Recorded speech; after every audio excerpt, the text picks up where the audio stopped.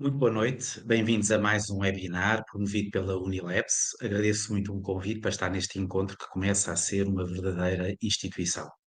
Na próxima hora trocaremos impressões sobre uma das formas mais cruéis de morte, pelo menos para quem fica.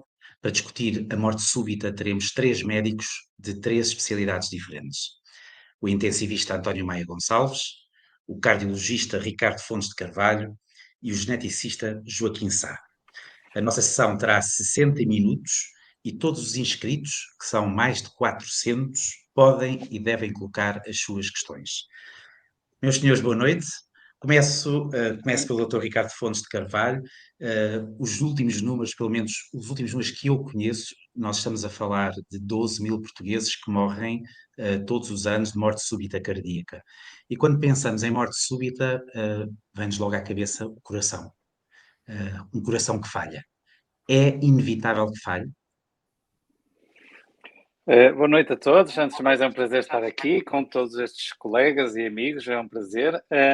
E respondendo aqui à sua questão, eu costumo dizer que a morte ocorre sempre quando o coração falha.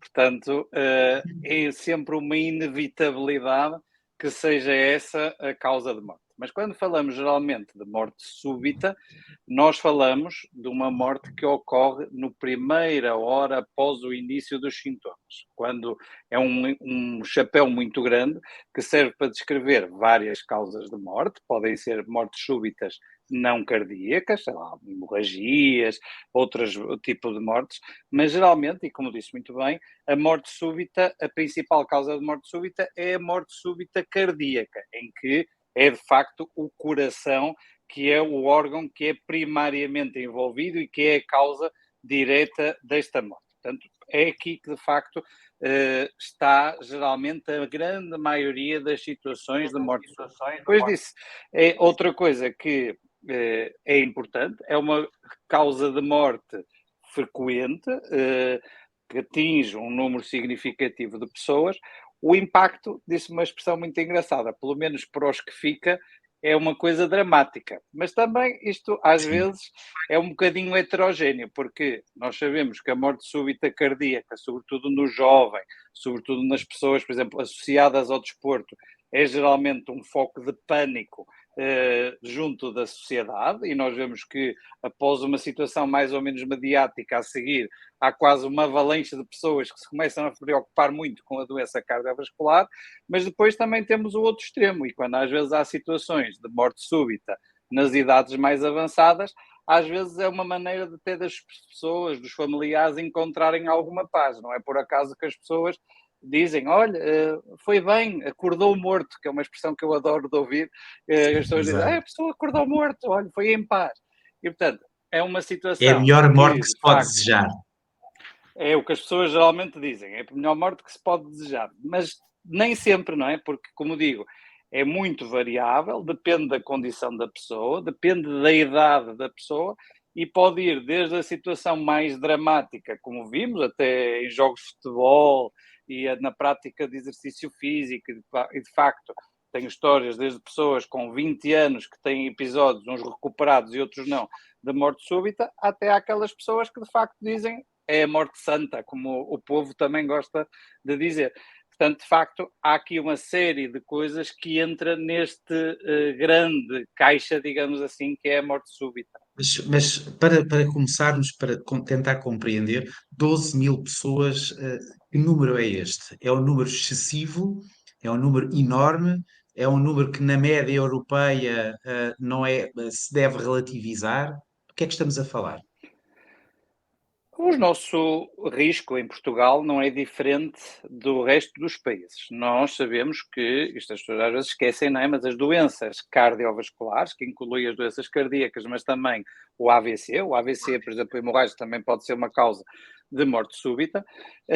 Nós sabemos que Portugal é um país que tem uma incidência de doenças cardiovasculares que é geralmente igual, não é muito diferente da população europeia. Até nós temos uma coisa que nós costumamos dizer, que é um paradoxo em relação aos outros países, que é, nós temos menos infarto do miocárdio e temos mais AVC. Portanto, em relação à morte súbita cardíaca, não é muito diferente dos outros países, e não é um número nem mais exagerado, nem menos exagerado.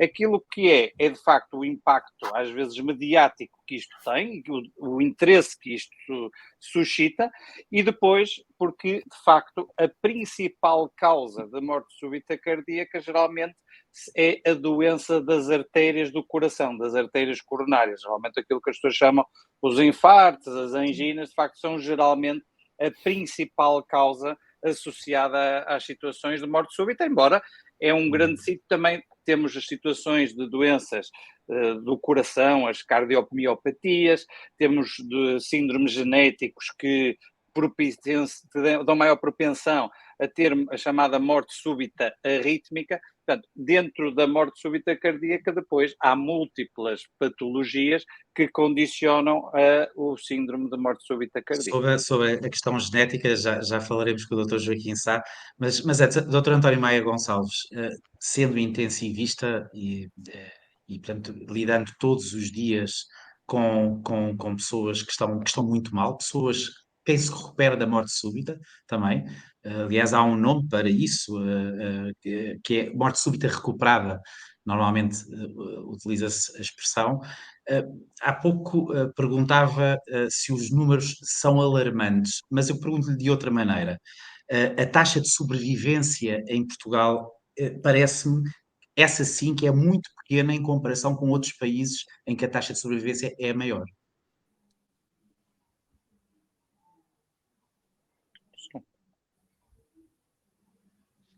Não se está a ouvir? Não se está a ouvir microfone? Bom, muito boa noite a todos, muito obrigado particularmente ao Luís, que está aqui a aturar os médicos, e às pessoas que nos estão a ouvir lá em casa. Bom, a ideia que eu tenho é que, embora os números obviamente não são muito diferentes do resto da Europa, nós podemos investir um bocadinho mais na cadeia de sobrevivência. Porquê? Porque há algumas séries pontuais, é certo, em algumas capitais do centro da Europa, em que conseguem taxas de sobrevivência na eventual morte súbita muito superiores. E porquê? Porque tem um sistema de aposta na cadeia de sobrevivência mais eficaz que nós. O que é a cadeia de sobrevivência? É, no fundo, haver uma educação da população para os aspectos que, quando uma pessoa está aparentemente a ficar mal, muito branco, quase que desmaia, é muito importante as pessoas terem o alerta, reconhecerem essa situação como uma situação grave, potencialmente grave e irreversível. E para isso é fácil, basicamente ensinar as pessoas a reconhecer se as pessoas estão conscientes, se respiram, se não respiram, e se têm impulso ou não, e imediatamente ligar para o 112. E depois iniciar rapidamente manobras de suporte básico de vida.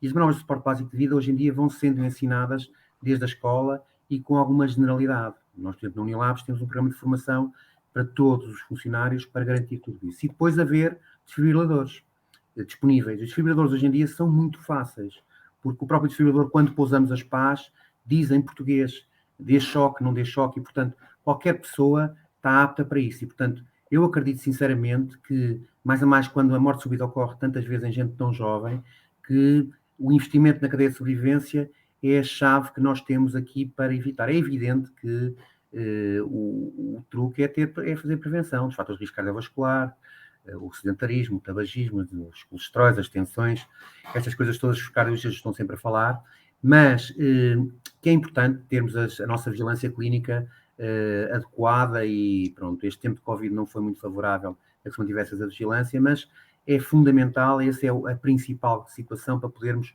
evitar, digamos assim, a morte súbita. Por outro lado, investimos muito nesta cadeia de sobrevivência. Há países que têm drones que trazem o desfibrilador e trazem-no com uma celeridade enorme. Países aqui perto de nós. E, portanto, é muito importante que nós temos que apostar muito mais na cadeia de sobrevivência para podermos fazer com que tenhamos taxas de sobrevivência muito superiores. Porque depois, quando estas manobras existe uma cadeia de sobrevivência, mas que não funcionam com a eficácia que se quer, o que é que acontece? A pessoa teve um período muito grande de paragem. E isso resulta, em regra, em sofrimento cerebral.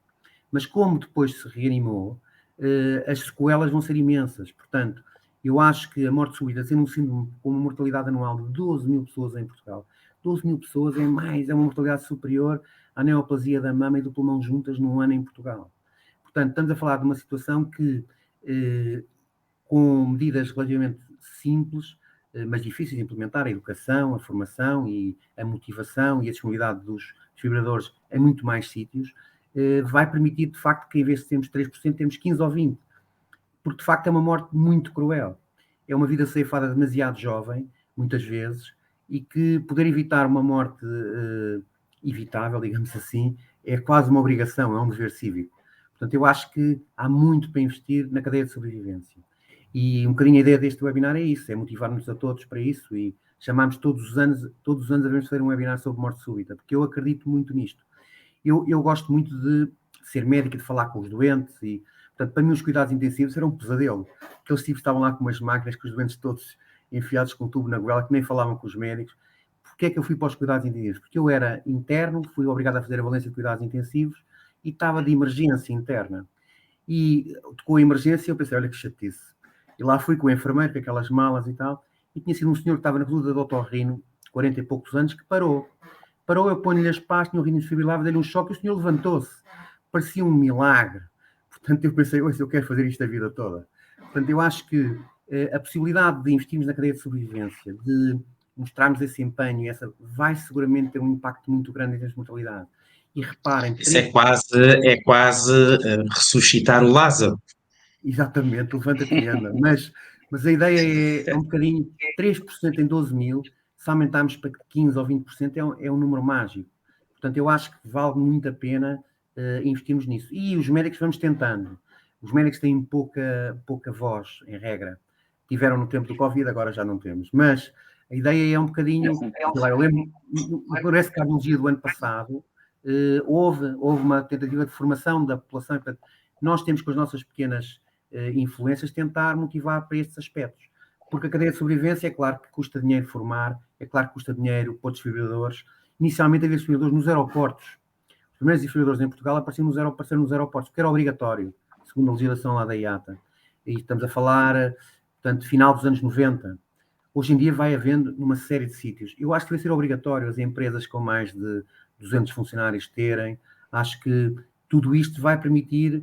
Em teoria é obrigatório, os limiares é que são baixos, não é? Eu só queria juntar-me aqui à discussão para reforçar um bocadinho isto que está aqui a ser dito, não é? Porque só uma coisa, 2 ou 3 coisas que acho que é interessante a gente refletir e que reforça o quanto nós podemos fazer, nós não é médicos individualmente, é enquanto sociedade, para evitar o impacto da morte súbita. E só lembrar 2 ou 3 coisas, menos de 10% das pessoas com morte súbita sobrevivem. Mas, como disse o Dr. António Maia Gonçalves, a margem de poder salvar estas pessoas é enorme. Depois, há 2 elos fundamentais que ele aqui reforçou. O suporte básico de vida. Não sei se as pessoas têm ideia, mas isto está estudado. Quando nós vemos uma pessoa a parar ou ter um episódio de perda de consciência, mesmo em algumas populações mais formadas, só 1 em cada 7 situações é que alguém faz alguma coisa em termos de suporte básico de vida.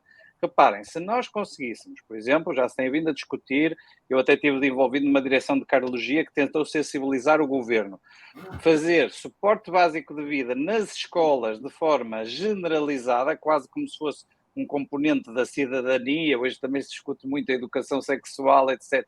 Uma coisa tão simples quanto ter suporte básico de vida para toda a população era algo que mudaria de certeza a história da morte súbita. E depois, o outro elo, que já foi aqui dito, da cadeia de sobrevivência, que é, não é o básico, mas depois é o avançado, é termos as redes organizadas e ter esta disponibilidade dos desfibradores automáticos externos de forma mais generalizada para que, quando acontece esta situação, mesmo algumas pessoas que tenham alguma formação, colocarem imediatamente o desfibrador e salvam-se assim algumas vidas. Não só se salvam vidas, como já foi aqui dito, não é? A questão cerebral, ou seja, o prognóstico, as sequelas neurológicas, por cada minuto que passa, a probabilidade de doente ficar com sequelas graves é enorme. E, portanto, às vezes até salvamos uma pessoa, mas depois ficamos com uma pessoa que, do ponto de vista neurológico, não tem quase interação nenhuma com o resto da sociedade. Portanto, isto é muito importante. Claro, enfim, estava a ouvi-lo e a pensar, e, enfim, daria um outro debate aquilo que aconteceu há uns meses em França com uma pessoa que ficou estendida na rua mais de 12 horas e ninguém sequer foi saber o que é que se passava. Isso teria um outro debate social sobre esta distância que cada vez temos uns em relação aos outros. Dr. Joaquim Sá, bem-vindo. É possível evitar a morte súbita através do que se conhece hoje do ADN? Ora bem, muito obrigado por me terem convidado e a toda a audiência por ter a paciência de nos ouvir nesta alegre conversa sobre um tema tão duro, não é? Portanto, é possível evitar? Bem, evitar, eu não diria que possamos evitar. Agora, nós podíamos talvez tratar melhor, mais depressa, e evitar que surgisse de algumas vezes se nós soubéssemos quem são as pessoas em causa. Ou seja, o que é que a genética pode ajudar aqui? Ou o que é que um teste de ADN ou DNA poderia ajudar? Poderia ajudar a descobrir quais aquelas pessoas que de facto correm riscos significativos de virem a ter morte súbita. Portanto, imaginemos, há bocadinho logo no início falou-se que 400 pessoas estavam inscritas para este evento. Bem, nós sabemos que pela estatística, uma destas 400 pessoas, em vez do risco então de morte súbita, normalmente às vezes é calculado este risco ao ano, portanto 12 mil em Portugal, não temos 12 milhões, mas seria qualquer coisa como cada um de nós corria um risco de 1 em 1000 de morrer de morte súbita por ano se não usássemos mais nenhum fator, não é? Portanto, mas no entanto, em uma plateia de 400, podíamos garantir que pelo menos uma das pessoas da plateia não corre esse risco de 1 em 1000 que todos nós corremos por ano, mas corre um risco cerca de 100 vezes superior a esse. Portanto, ou seja, como é que nós chegamos a essa, ou pelo menos 50 vezes superior? Portanto, como é que nós chegamos a essa pessoa? Bem, pelos testes genéticos. Portanto, aqui a ideia seria uma prevenção primária em que estes testes que agora existem, não é? Então, agora há bastantes anos existem, podiam identificar aquelas pessoas que têm de facto um risco de uma doença que é rara, que atinge, suponhamos, uma pessoa em cada 500 ou pouco mais do que isso, mas que de facto para as pessoas que têm essa doença podia francamente ser permitir-lhes sobreviver, permitir-lhes não ter o evento, se soubessem que tinham a doença, porque aí fariam um tratamento personalizado, tinham acesso a uma medicina personalizada que não se oferece ao comum de nós, não é? Que à partida não vai ter esse risco. Eu presumo que nos momentos em que há uma morte súbita em algumas famílias, há pessoas que lhe batem à porta a perguntar se um pai morre por uma morte súbita, batem à porta a perguntar se também corre há um risco genético de poder acontecer o mesmo. Sim, é verdade, mas a questão é que se nós só formos por aí, se nós só avaliarmos as pessoas que têm uma história de uma morte súbita na família, vamos deixar de lado a maioria das pessoas com risco significativo. Porquê? Repare, as famílias são cada vez mais pequenas, não é? Quem é que tem 10 irmãos? Opa, subitamente houve aqui um eco. Estamos a ouvi-lo. Estão a ouvir-me? Ok, muito bem. Então estava a dizer que atualmente, como as famílias são pequeninas, o olharmos para a história familiar da pessoa para decidir se devemos ou não devemos fazer um teste para saber se essa pessoa corre riscos de uma doença particular, é cada vez menos eficaz, porque, de facto, sistematicamente esta doença não vai afetar, a morte súbita não vai afetar todas as pessoas que têm risco. Então, o risco nas formas mais comuns e letais de morte súbita é, por exemplo, 6% ao ano. Então, podemos pensar que só 6 em cada 100 pessoas com a doença é que vão morrer naquele ano, ou pelo menos vão ter a morte súbita naquele ano. Portanto, se nós formos por aí, portanto, podemos ter uma família que até há gerações que têm esta doença, mas que nunca tiveram sorte, nunca aconteceu. Portanto, talvez a forma mais certa, não sei, que certamente que a história familiar é importante, mas também parece evidente que nós estamos a caminhar para um teste mais alargado, mais universal, em que a história familiar não seja determinante para fazer ou não fazer o estudo. Eu só queria dar aqui duas notas muito rápidas, que eu acho que também são interessantes. Já agora eu acrescento uma questão. Não se esqueça do que vai dizer, eu acrescento-lhe para si uma questão. E, aliás, estávamos a ouvir o Dr. Joaquim Sá, não há nada como um geneticista para nos animar com números.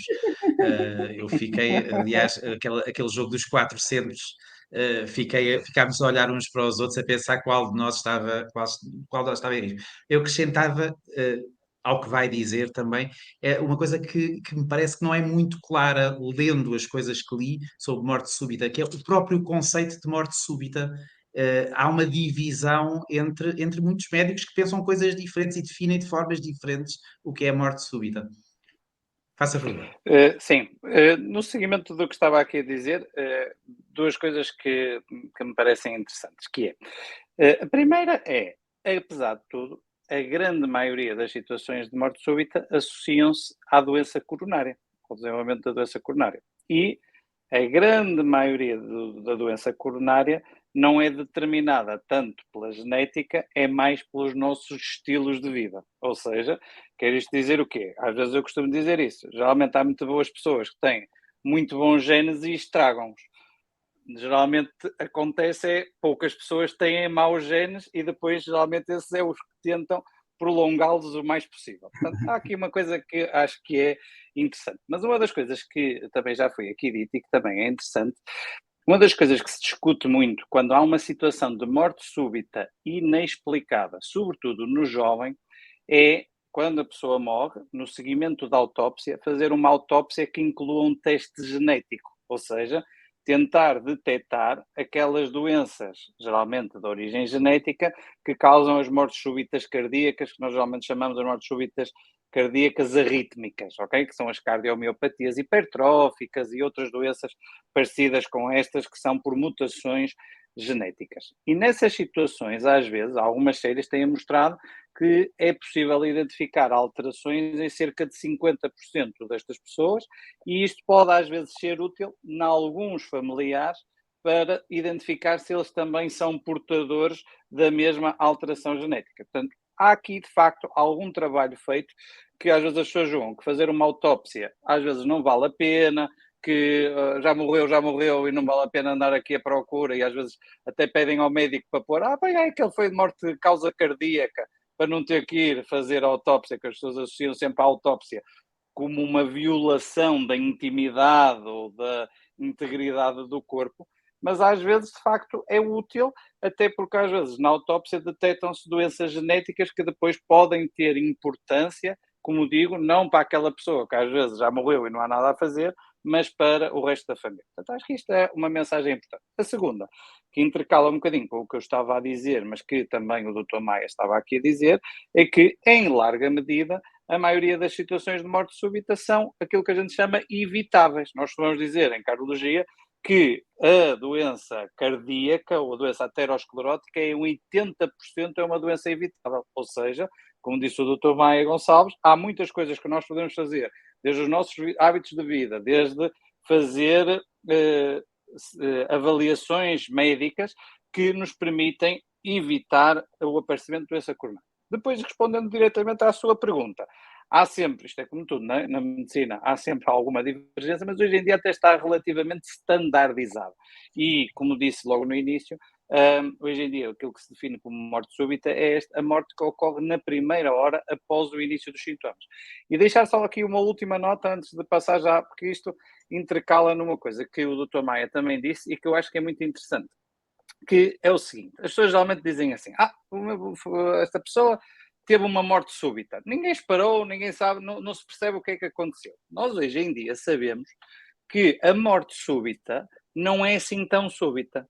3/4 das pessoas, cerca de 75% das pessoas, têm sintomas horas antes do evento que desencadeia a morte súbita. O que as pessoas fazem é têm tendência a subvalorizar estes sintomas. Muitos têm dor no peito, muitos têm falta de ar, e o que é que os estudos foram fazer? Foram pegar em pessoas que até foram recuperadas, fazer uma história mais exaustiva, o que é que foram as horas antes deste evento da morte súbita, e percebe-se que 75% já teve sintomas de aviso antes destes episódios de morte súbita e que não foram valorizados. Qual é a importância que isso tem? Um bocadinho a importância dos da pequenos cismos, educação não é? das pessoas, exatamente, para educar as pessoas para reconhecerem precocemente os sintomas, para uma prevenção mais eficaz também. Temos aqui uma questão do Hugo Carvalho, António Maia Gonçalves, doutor António Maia Gonçalves, talvez possa responder. Quem e como se pode quem e como se pode adquirir um dispositivo desfibrilhador? Existe alguma legislação específica ou qualquer pessoa pode ter acesso? É necessário alguma formação específica? Não, os desfibriladores que estão disponibilizados nas grandes superfícies, nos aeroportos, nos estádios de futebol, há legislação específica para garantir a qualidade do produto, como é evidente, e há inspeções regulares para isso, mas é como eu dizia, há que haver formação nessa área, mas não é preciso ser médico ou enfermeiro ou técnico de emergência. Qualquer pessoa, ao fim de uma formação de uma hora ou coisa que o valha, está apto a utilizar o desfibrilador. E o próprio desfibrilador tem um uso muito amigável. Ao pousar as pás de choque ou não choque, ou faça isto ou faça aquilo, o próprio desfibrilador vem com mensagens. Portanto, os desfibriladores existem, há uma série de empresas que os vendem e muitos deles até disponibilizam, inclusive, já a formação para o seu uso. Portanto, os Estamos a falar de que preço? Não me faça perguntas difíceis. 1.000 euros, 1.500 euros, há alguns desfibriladores a esse preço. Por exemplo, isto é uma pergunta interessante porque nós temos um mercado português muito regulado, não é? Mas, por exemplo, no mercado americano, pode ir a um supermercado e comprar um desfibrilador e ter em casa, ok? Sem informação. As particularidades, às vezes, do regime mais liberal americano. Mas o preço standard de um desfibrilador automático externo anda por aí. Mas em Portugal, em teoria, de forma legal, não é possível as pessoas comprarem para casa um desfibrilador sem a tal formação que o Dr. Maia Gonçalves referiu. Mas eu agora queria acrescentar uma coisa. Dr. Maia Gonçalves, continue.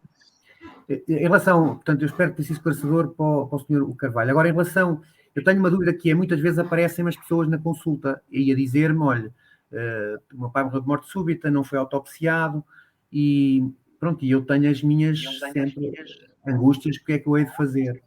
É evidente que o rastreio cardiovascular, de risco vascular, é fundamental e hoje em dia, graças a Deus, nós temos meios. Quem é médico há 30 anos, ou 70 anos, tínhamos uma prova de esforço, hoje fazemos uma ressonância coronária e temos uma acuidade diagnóstica fantástica e isso é muito bom, mas pode ter sido causa central ou pode ter sido outra qualquer. E fico sempre com medo em relação às causas genéticas. Portanto, a minha dúvida era, se eu mandasse ao Dr. Joaquim Sá um doente que teve, o pai teve morte súbita e eu não sei a causa de morte súbita e que rastreei toda a parte vascular, quer cardíaca, quer central, e não encontrei nenhuma etiologia, o geneticista tem uma panóplia própria de genes que vai pesquisar para me ajudar um bocadinho a dar alguma tranquilidade, com segurança, obviamente, a esse filho. Muito bem. Enfim, antes de colocar, tenho uma pergunta para si. Dr. Joaquim Sá, da Andreia, que pergunta ao Dr. Joaquim Sá, antes de mais, obrigado pela apresentação, mas a minha dúvida é se os testes genéticos são específicos para determinado tipo de doença ou existe algum teste genético geral que identifique vários tipos de doenças. E já agora gostaria de saber como temos acesso a esses testes. É curiosa, a Andreia. Sim. Muito bem. Então, se calhar eu vou voltar só um bocadinho atrás e já apanho estas duas. Portanto, é verdade, tanto que a maior parte das causas de morte súbita não são genéticas. Portanto, e de facto é por doença coronária. Dentro da doença coronária, talvez 10 a 20% das vezes vamos encontrar uma hipercolesterolemia familiar, portanto, uma doença genética que não é rara, que até é relativamente frequente, mas que só representa provavelmente, então, 10 a 20% das causas de morte súbita por doença coronária.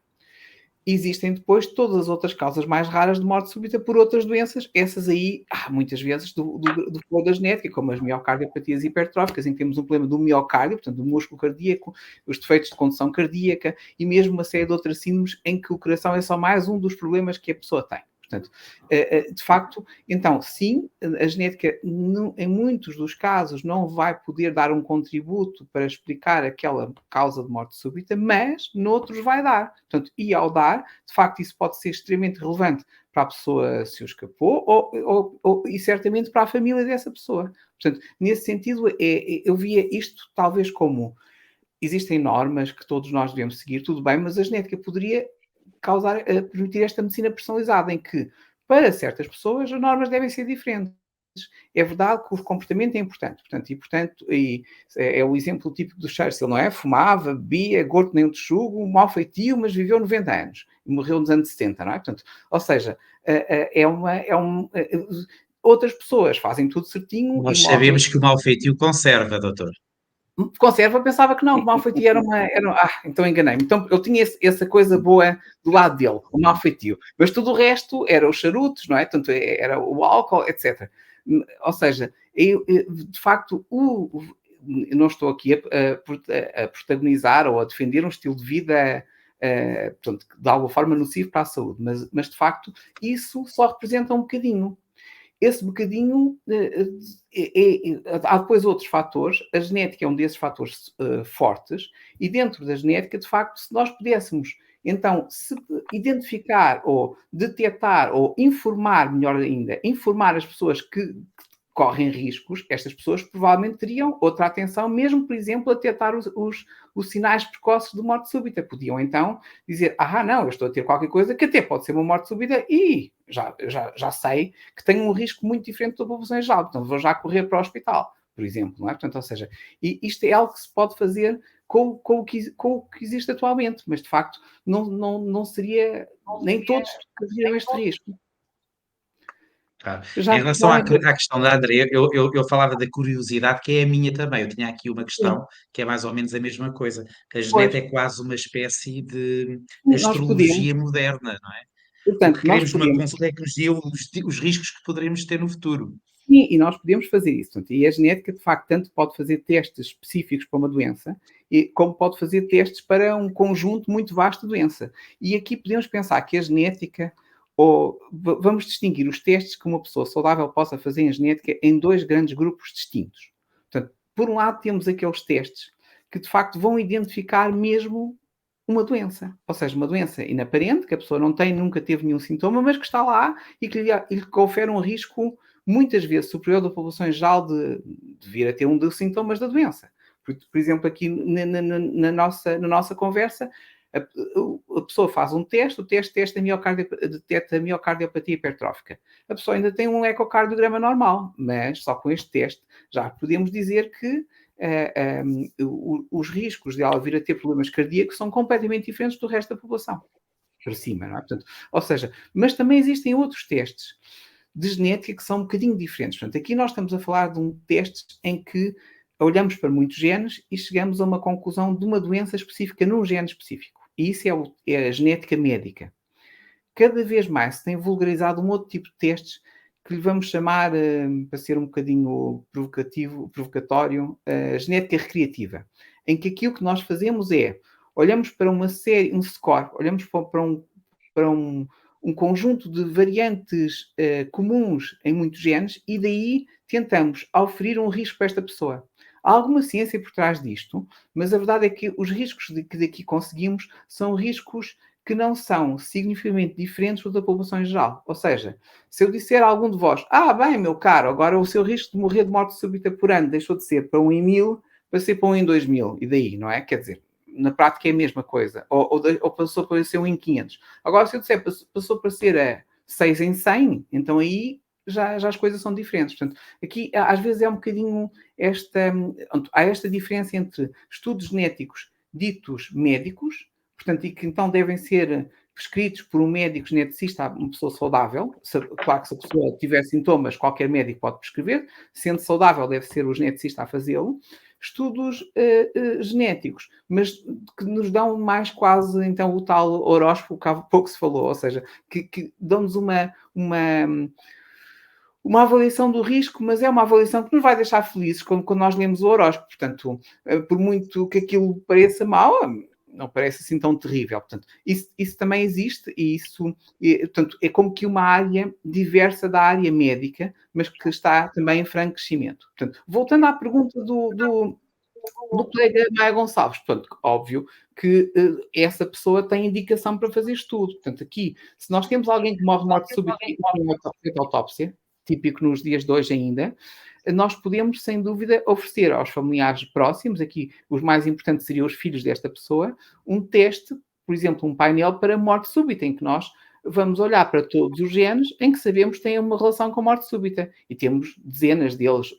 Um painel, por exemplo, tem 80 genes. Colhemos um bocadinho de sangue, olhamos para esses 80 genes e podemos dar, de facto, uma notícia a essa pessoa de que encontramos uma doença, que fazemos um diagnóstico dito pré-sintomático, ou seja, ela não tem nenhum sintoma, é absolutamente saudável. Se fizermos uma ressonância magnética cardíaca, pode não ter absolutamente nada, mas nós já sabemos que ela vai ter no futuro, uma vez que descobrimos, ou que vai ter, ou que tem um risco significativamente de ter, uma vez que aquele teste revelou esse diagnóstico, então um diagnóstico dito pré-sintomático. Portanto, isso é possível fazer e, de facto, estaria indicado a fazer no caso desta pessoa que o Dr. Maia Gonçalves o consultou e que, de facto, poderia claramente vir a uma consulta de genética. Não sei se respondi mais ou menos. Eu antes de passar aqui para o Dr. Ricardo Fontes de Carvalho e para algumas perguntas que temos, que nos chegam, não tenho aqui os tempos de todos, mas isto é como as campanhas eleitorais. Tenho a intuição que o Dr. António Maia Gonçalves tem menos tempo e queria ouvi-lo um bocadinho. Queria ouvi-lo também um bocadinho. Há aqui uma questão que tem a ver da Maria Lopes, da Silvia Maria Lopes Oliveira, a morte súbita nos bebés até aos 6 meses, que acontece várias vezes. Os pais dizem, brincou o dia todo, é saudável, fomos dormir e não acordou mais. O que pode justificar isto? É uma questão importante também. É uma questão importante e sem resposta. O síndrome de morte súbita infantil não tem explicação médica. Há uma série de trabalhos, uns mais recentes, que falam que tem a ver com a posição do sono, que poderá haver agora, tentou-se várias vezes também em autópsias tentar arranjar algum padrão de malformação ou disto ou daquilo, mas não há causa identificada para o síndrome de morte súbita infantil. O que se sabe é que tem uma incidência baixa, 1 para 100 mil, e que é uma fatalidade inacreditável, cruel, mas que não tem causa esclarecida. Agora, eu achei engraçado, e permitam-me outra coisa, que foi o geneticista a dizer basicamente que o que interessa é a genética e o cardiologista a dizer que o que interessa são os componentes de risco. Portanto, mas não se bem os dois, é evidente. Mas, portanto, alguns entre isto, um relógio médico que tem que tratar todos os doentes, a ideia é que muitas vezes, quando há estes episódios de morte súbita num familiar, eu sinto necessidade, além do risco cardiovascular que avalio no doente, não só da parte cardíaca, mas também da parte neurológica, ter o apoio de um painel de genética. Porque, apesar de ser muito menos frequente qualquer outra causa que não a cardíaca, termos a oportunidade de evitar uma morte é uma oportunidade que nunca se pode perder. E depois outra questão que a Silvia Salomé coloca aqui, que era qual é o risco de morte súbita, especificamente na cardiomiopatia hipertrófica. Eu acho que se calhar ali o Ricardo era o homem certo para nos ajudar. Sim, Ricardo. Posso dar aqui umas achegas. A cardiomiopatia hipertrófica é uma doença específica, é uma doença que até é mais frequente do que aquilo que a gente pensava anteriormente. Hoje em dia até há estudos a dizer que 1 em cada 500 pessoas pode ter cardiomiopatia hipertrófica, mas também sabemos hoje que antes o rótulo de cardiomiopatia hipertrófica ficava logo tudo assustado com o risco de morte súbita, mas sabemos hoje que a grande maioria dos doentes não tem a morte súbita. A morte da cardiopatia hipertrófica, só para as pessoas se situarem, quem não sabe também, é conhecido, é a situação do FEER. O FEER sabia-se que tinha uma cardiomiopatia hipertrófica, que foi o caso daquele evento de morte súbita. Mas, felizmente, não é isto que acontece na maioria dos doentes com cardiomiopatia hipertrófica. Respondendo de forma muito dirigida àquilo que nos foi perguntado, a avaliação tem que ser individualizada nestes fatores de risco. O que é que a gente sabe? E hoje em dia até há chamados scores de risco que nos ajudam a selecionar quais dos doentes com esta doença específica, cardiomiopatia hipertrófica, beneficiam, por exemplo, da colocação de um cardiodesfibrilador implantável. Há bocado falávamos dos desfibriladores externos, mas há pessoas que, como têm um risco muito grande de morte súbita, têm que meter uma espécie de um pacemaker, é uma coisa que se mete pelas veias aqui do braço e que vai até ao coração e que no caso de uma arritmia dá um choque e evita um síndrome de morte súbita. Esta decisão é sempre uma decisão muito individualizada. Quais são os fatores que entram nesta decisão?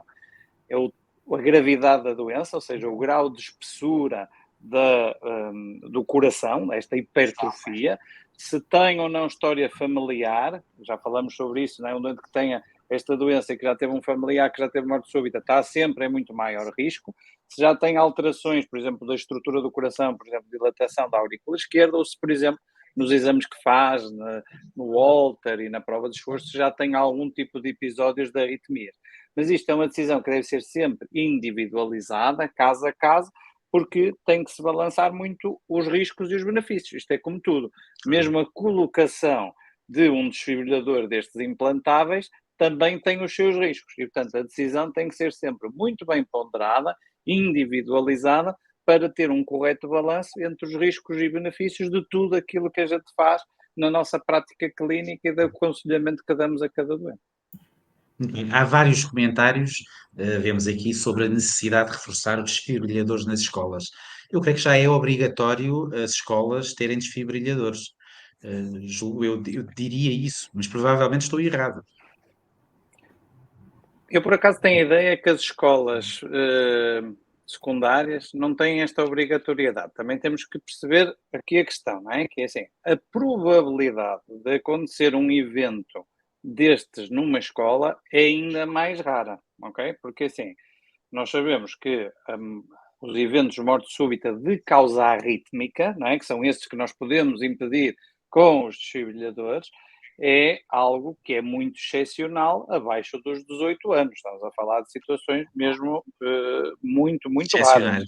São casos, mas são casos excepcionais. Agora, tudo o que são empresas de média ou grande dimensão, tudo o que são estruturas onde passe muita gente, não é? Sei lá, estações. Aliás, nós se formos aos países do norte da Europa, basta andar na rua, basta serem um bocadinho mais atentos.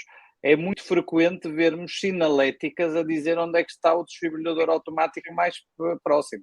Até há apps, hoje em dia na era da medicina digital, há apps e coisas nos smartphones que automaticamente identificam o desfibrilhador automático externo que está mais próximo. Portanto, claramente isto é algo que nós precisamos de melhorar. Também, às vezes, acho que também devemos dirigir os nossos esforços para aquilo que, de facto, são as situações onde mais poderemos ter um maior benefício. Portanto, só para dar aqui também uma integração, que é para as pessoas não ficarem em pânico também se uma escola primária ou uma escola secundária não tiver um desfibrilhador automático externo, porque, de facto, são eventos muito... Eu, ainda há pouco tempo, tive uma situação de uma rapariga, 20 anos, olha, um sítio óbvio, ginásios, teve uma paragem cardíaca, uma doença muito específica, uma coisa muito rara, teve uma paragem cardíaca no ginásio e lá nem havia um desfibrilador automático externo. Aí, se calhar, é um dos sítios onde, de uma forma mais generalizada, se calhar devia haver, mas entra depois naquela questão. Às vezes, não basta só ter o aparelho, é preciso haver alguém que saiba como é que o vamos aplicar, não é? Não é que aquilo seja muito complexo, mas tem que saber algumas coisas, de onde é que se colocam as pás e o que é que se deve fazer nas situações em que isto acontece. Muito bem. Doutor Joaquim Sá, estar um passo à frente é sempre o objetivo do médico, de um investigador. Anteciparmos. Um dia podemos evitar que pessoas morram subitamente, ou é inevitável, ainda assim, mesmo num futuro longuíssimo prazo, que em alguns casos isso seja impossível de evitar? Bem, ou seja, sem dúvida que impossível de evitar tudo, eu acho que não. Aqui é fazer o que é possível, o que é razoável. E, de facto, à medida que estes testes se vulgarizam, que são mais fidedignos e que também são menos onerosos, portanto, podemos pensar que estes testes, quando eram impensáveis devido ao seu custo há 10 anos, portanto, e agora, ou há 20 anos, nem existiam, não era uma coisa que pudesse ser feita. E atualmente, não, atualmente podem ser feitos. Portanto, aqui, eu penso que neste tipo de fazermos esta medicina personalizada tem muito a ver com políticas públicas para toda a população.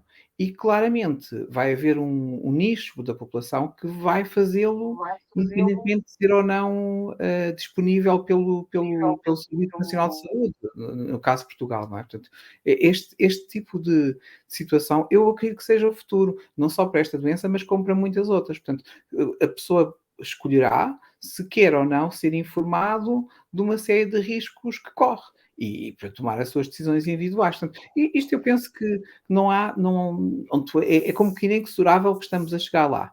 Agora, se isto vai, como é que vai ser regulamentado, como é que vai ser de alguma forma comparticipado pelo Estado, ainda é difícil de saber. Portanto, estamos talvez muitos anos aquém disso. Mas que esta medicina personalizada está a chegar em força, está. Eu não tenho muitas dúvidas sobre isso. Sim, também da Carmen Souza. A minha filha, com 8 anos, entrou nos cuidados intensivos com uma baixa acentuada de potássio, estudo genético, síndrome de Gilterman. Tivemos muita sorte, há que podia ter regressado a casa sem diagnóstico e ter um desfecho muito infeliz. Isto para reforçar que há doenças genéticas que podem levar à morte súbita. Há dúzias de doenças genéticas que podem levar à morte súbita. De facto, é isso. Talvez saber quem testar. Portanto, falámos há pouco da história familiar. Uma outra hipótese é a questão dos desportistas que também se falou. Portanto, para terem... Há um bocadinho havia aquela provocação dos números. Por exemplo, no desporto, portanto, sabemos que há muitos casos conhecidos. Aqui estamos a falar em pessoas de idade jovem que, de facto, esforçaram o coração, portanto, que fazem um trabalho físico muito intenso, não é? Do ponto de vista cardíaco. O que é que acontece? Não há uma bateria de estudos genéticos comumente aplicado aos desportistas. E podemos dizer, mas não devia haver, talvez sim, talvez não. Ou seja, pode ser que também não seja da vantagem do desporto enquanto instituição fazê-lo, mas de facto, se o fizesse, provavelmente salvávamos muitos atletas. Portanto, um exemplo... Eu é esse, tenho que ser um bocadinho cético e tenho que discordar um bocadinho, porque nós até questionamos se é útil um ecocardiograma numa pessoa que faz desporto, ok? E discute-se na comunidade científica se um ecocardiograma deve ser feito a todos os esportistas. E, portanto, não queremos ser velho do Restelo, acho que também é preciso equilibrar dois pratos da balança. Está, mas eu vou dar um exemplo para justificar aquilo que eu estou a propor, ou estou a sugerir. Portanto, Só uma nota aqui para o Dr. Maia Gonçalves, de facto existe alguma tensão entre os dois. Sim, é normal. Não, mas, por exemplo, no basquetebol americano, nós sabemos que a probabilidade de alguém que pratica basquetebol morrer de morte súbita, ou ter uma morte súbita, é cerca de 10 vezes superior do que a probabilidade de um atleta de alta competição nos Estados Unidos ter uma morte súbita. Porquê? Bem, é relativamente fácil de responder. Muitos destes jogadores de futebol têm uma doença genética, ou um espectro de doenças genéticas que os faz ser mais altos, mas também põe em causa, ou que lhes dá riscos acrescidos de morte súbita. Portanto, estes testes foram feitos a estes jogadores de basquetebol, talvez não fosse útil fazê-lo, senão eles eram, ou seja, eliminavam-nos também de poderem ser bons jogadores porque tinham aquele problema genético. Ou seja, que de facto isto acontece. Que não tem havido uma política nesse sentido, não tem. Não sei se no futuro vai haver, mas de facto, aqui eu diria que eu acreditava mais num estudo genético que me informasse de um risco acrescido e ter uma vigilância específica do que um ecocardio, porque o ecocardio, de facto, naquele momento ainda pode estar tudo bem, mas daí a um ano ou daí a meio ano, num desportista em idade jovem, que tenha 17 anos e que pratique, de facto, desporto de uma forma intensa, se ele tiver um fator de risco, nada me garante como é que vai estar esse ecocardio meio ano depois. Dr. Maia Gonçalves, há aqui dois momentos. Pronto, é evidente que o estudo genético tem uma valia em termos de tempo de horizonte temporal para a vida toda. O ecocardiograma tem um valor mais limitado no tempo, mas é evidente que é importante é que isto é um assunto que se discute muito. E para um médico proletário como eu, era importante dizer-vos que aqui há 20 ou 30 anos era impossível o que eu vejo agora. Ainda recentemente, sei lá, um pai de 6 filhas, tem cerca de 80 anos, em casa teve uma paragem de fibrilação ventricular, o INEM esteve lá, durante uma hora a colega não parou de reanimar e o senhor está bom, sem sequelas, fantástico. Portanto, há uma mensagem que é muito importante, que é, em Portugal, o INEM funciona muito bem em relação ao que acontecia aqui há 20 ou 30 anos, que praticamente não havia assistência nenhuma. que em termos práticos, objetivos, eu acho que é muito importante esta generalização da formação, da sensibilização para esta cadeia de sobrevivência. Aquelas 4 pontinhas, o reconhecimento, o ligar ao 112, iniciar suporte básico, disponibilizar desfibriladores. Depois, os locais, pronto, eu custa-me sempre muito esta história da lei, obrigar, mas é importante sensibilizar. Isto é um dever cívico, basicamente é isto que temos que pensar, é um dever cívico que é fundamental, é salvar a vida, evitar mortes, portanto é uma coisa fundamental. E depois que os médicos discutam muito estas coisas, os geneticistas, os cardiologistas, e que haja pessoas inspiradas pela palavra que nos saibam também motivar para isto, e dar um bocadinho de serenidade às pessoas. E depois uma coisa importante, que era os cardiodesfibriladores implantáveis. O que nós fazíamos aqui há 15 anos, Ricardo, era raríssimo implantarmos hoje em dia, tu que és diretor de um serviço hospitalar, não sei quantos é que implantar por dia. Portanto, graças a Deus, as indicações também foram aumentando muito, ainda recentemente foram revistas pela cardiologia hipertrófica, a mortalidade de um familiar aumentou logo o score para a colocação. Portanto, eu acho que é uma área que vamos evoluir muito e que uma parte dependerá do conhecimento científico e outra parte dependerá do certo civismo da população, de termos formação nesta área e essa disponibilidade. E gosto muito de ouvir sempre os geneticistas em guerra com os cardiologistas. Acho sempre que é útil para as pessoas, que será essencialmente resultar no melhor tratamento, é isso que se pretende. Sim. Dr. Maia Gonçalves, duas questões rápidas. Por um lado, a esperança, portanto, a reanimação, o momento para um médico que reanima e que consegue salvar uma vida. Isso acontece também muito, o momento em que consegue salvar uma vida e reanimar alguém que estava 2 segundos antes morto, com aspas. E por outro lado, quando as coisas correm mal, a comunicação, o modo como se comunica a morte súbita à família. Pois, o Luís tem esta maneira de nos pôr as questões com uma enorme pertinência. E é assim, o reanimar nunca é uma pessoa que reanima, é uma equipa altamente treinada que reanima com sucesso numa sala de emergência. E as coisas funcionam e cada um sabe o seu local. E eu que gosto muito de música clássica, aquilo é uma orquestra a tocar com um rigor imenso. E, portanto, as coisas funcionam. E quando trabalhamos juntos há muitos anos, com uma eficácia e uma tranquilidade que é fundamental. E quase que para nós é natural que temos conseguido reanimar.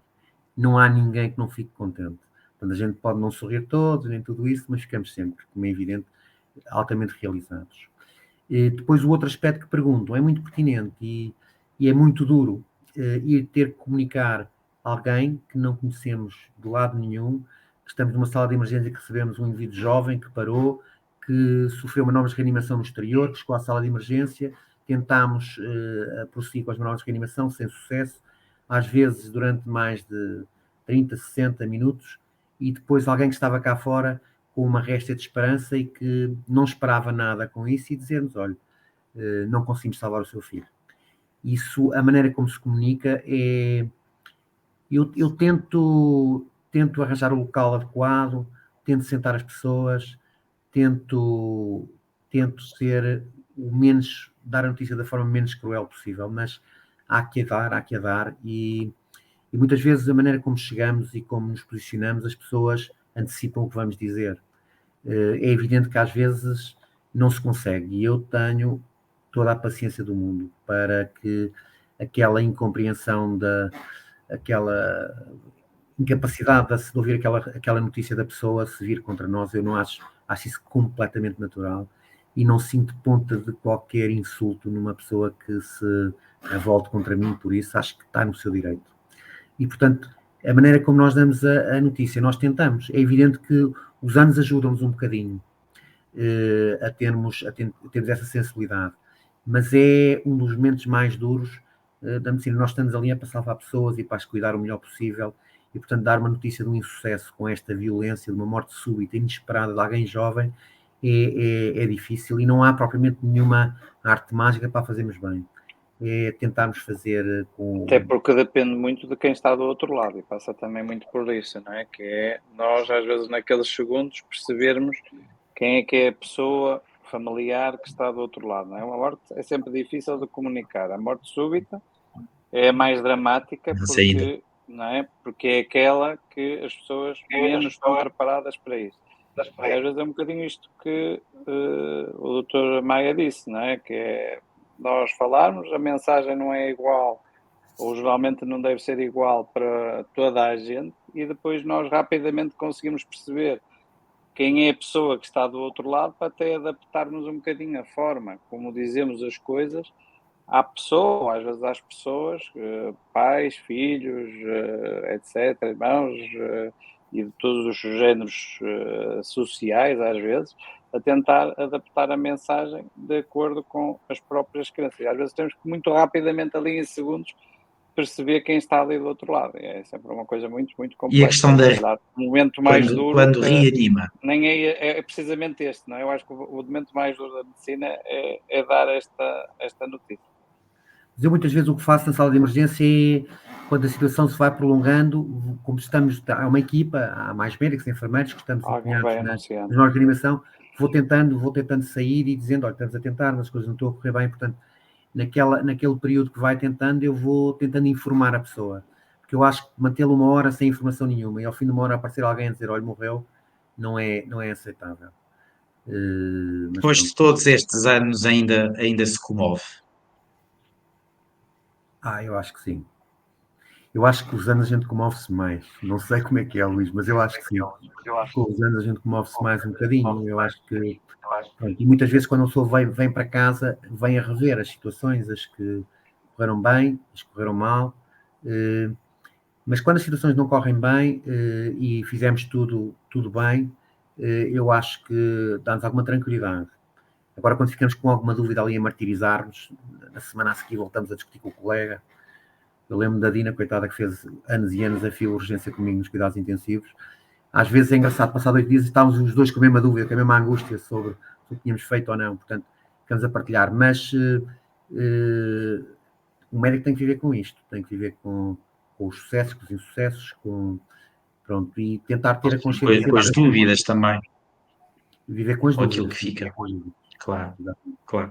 Doutor Ricardo Fontes de Carvalho, falávamos também da reanimação, não é? Do momento em que se reanima, o momento em que se salva uma vida. Esse é um momento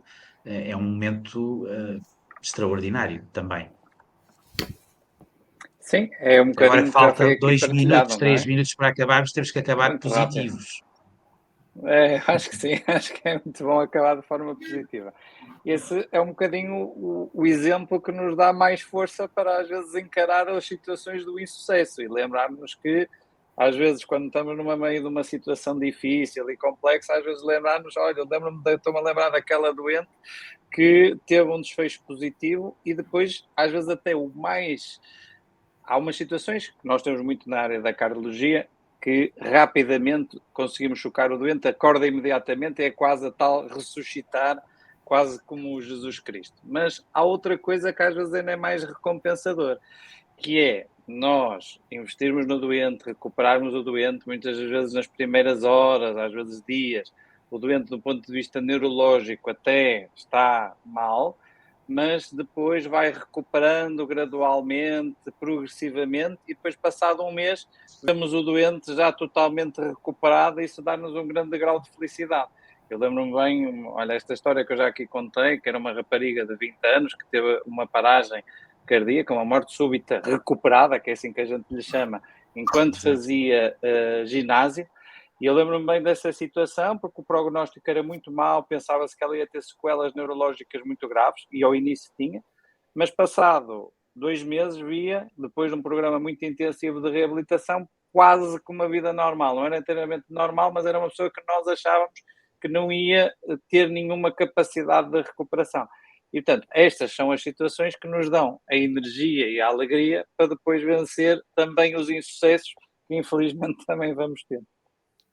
Eu acabaria aqui no painel com o Dr. Joaquim Sá, que no fundo aqui entre nós é verdadeiramente o feiticeiro, não é? Apesar de vocês já terem ressuscitado pessoas, o Dr. Joaquim Sá tem como esta aura do geneticista, é sempre qualquer coisa de místico. Há pouco o Dr. Maia Gonçalves fez uma expressão que todos nós dizemos de vez em quando, graças a Deus. Eu pergunto se, graças a Deus, há momentos ou há vidas que se perdem porque o destino já estava marcado e é inevitável. Acredita nisso? Ou acredita Não, mais que o futuro está não, apenas daquilo que é biológico? eu acredito na medicina e é talvez isso que a medicina tem de bom, é nós sabemos que podemos definir o futuro, ou seja, nós não conseguimos fazer isso noutras áreas, não é? Portanto, mas a medicina nós temos a hipótese de tentar, portanto, ou seja, eu acho que o futuro é aquilo que nós quisermos fazer dele, não é? Portanto, e de facto, se há área em que nós podemos tomar decisões e ver pronto, e agir sobre elas, não é? E tirar daí as ilações, é a medicina, portanto, nesse aspecto, não, eu não creio que haja um destino. Eu acho, é claro que existe alguma injustiça de nascimento, mas é só o nascimento, depois, a partir daí, está tudo nas nossas mãos. Uhum. Olha, foi um prazer. Muito obrigado. Acho que uma das coisas que define os painéis e as entrevistas é a curiosidade. Eu tive, não sei se fiz boas perguntas, mas tive imensa curiosidade de os ouvir e de fazer perguntas.